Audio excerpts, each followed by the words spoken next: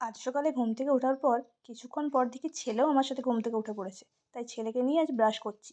তো আমি যেহেতু ব্রাশ করছি তাই ওকেও বললাম তুইও ব্রাশটা করে নে। কারণ দেখে দেখে তো শিখবে, তাই না?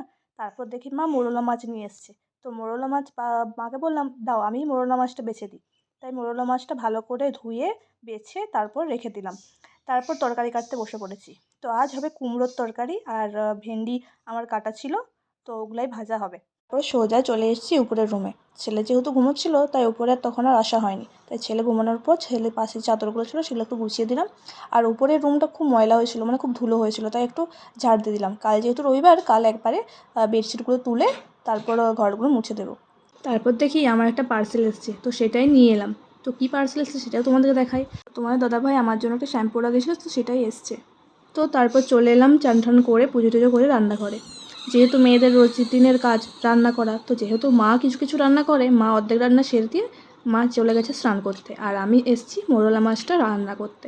জানো তো তোমাদের দাদাভাই মোরলা মাছ খেতে খুবই ভালোবাসে, তাই ওর জন্যই করছি। আর আমার অতটা না মোরলা মাছ ভালো লাগে না। তো কার কার মোরলা মাছ ভালো লাগে সেটা অবশ্যই কমেন্ট করে জানাবে। তো রান্না তো প্রায় শেষ করে ফেললাম। তো আজ দুপুরে কী কী রান্না হলো সেটাই তোমাদেরকে দেখিয়ে দিই। রান্না হয়েছে মোরলা মাছ, কুমড়োর তরকারি, আর ভেন্ডি ভাজা, ডাল আর ভাত।